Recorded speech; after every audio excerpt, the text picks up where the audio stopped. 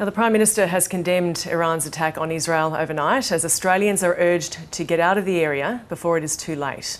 Oliver Gordon is in our Parliament House Bureau and joins us. Oliver, what has Anthony Albanese had to say on this issue?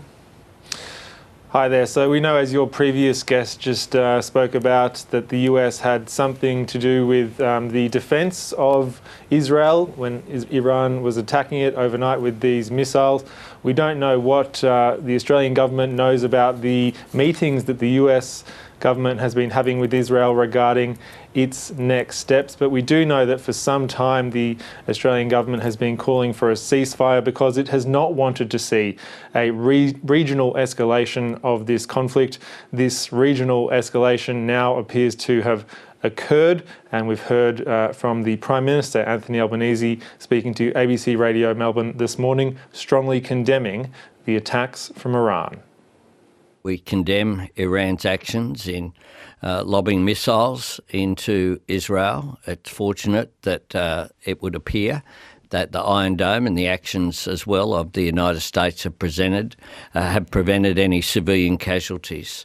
But just under a week ago now, along with the United States, the UK, Canada, EU, France, Germany, Italy, Japan, the Saudi Arabia, UAE and Qatar, we signed a declaration calling for a de-escalation, calling for an immediate ceasefire.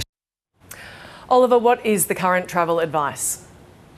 So we've really seen, aside from this condemnation that we saw from the Prime Minister there on ABC Radio Melbourne of the attacks, complementing that messaging from the government this morning is this urging for Australians who find themselves in Lebanon to get out immediately.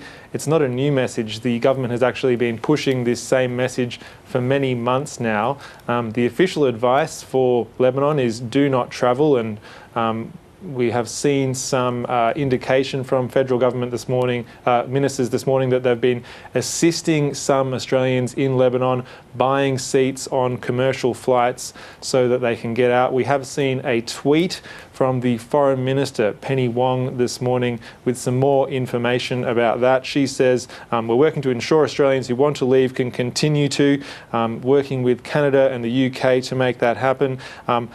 She says a number of Australians were assisted onto commercial flights on Monday and overnight, and there's also additional seats for flights on Thursday.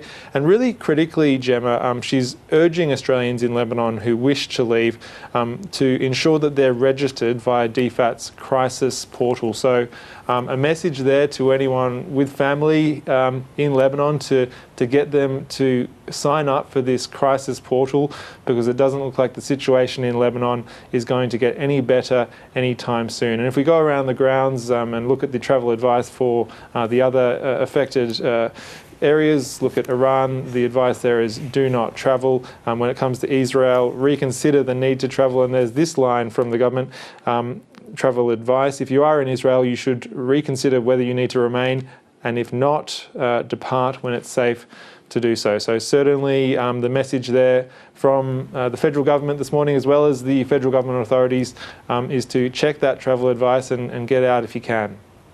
Oliver Gordon at Parliament House, thank you.